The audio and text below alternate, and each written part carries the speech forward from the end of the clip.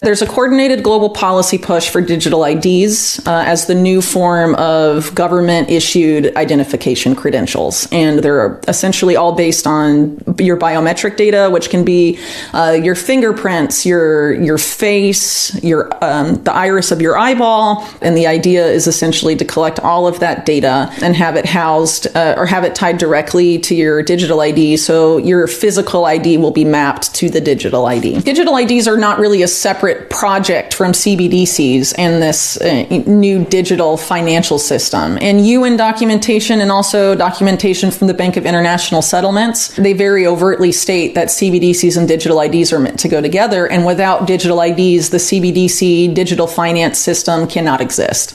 One of the reasons it can't exist without that is because of the KYC functionality built into this digital financial system. They have the know your customer protocols. They have to know who you are. And so they want to have your wallet tied to a digital ID and have that digital ID be mapped to your physical ID through the biometric data collection. So there's different efforts to make digital IDs either as NFTs, non-fungible tokens. There's also the efforts of Sam Altman of OpenAI and his WorldCoin project, whereby you scan your iris, you give them the biometric credentials of your eyeball. They give you a unique identifier, a digital ID, and it's inherently tied to a digital wallet.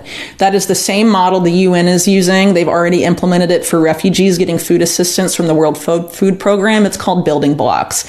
It's on blockchain. It involves refugees scanning their irises, and in order to buy food or receive their rations, they have to check out of a grocery store style place in the refugee camp, and they check out biometrically with an eyeball scan, and then the amount of food they have, the monetary value of that is subtracted from their digital wallet connected to their digital ID and their iris. So ID 2020, the UN and other stakeholders in this particular sphere often argue that the reason this is necessary is because of what they call the identity gap.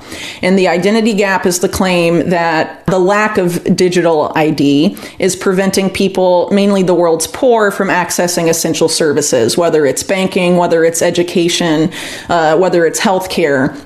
They claim the only way for these people to be able to access these services is to onboard them to these identity schemes.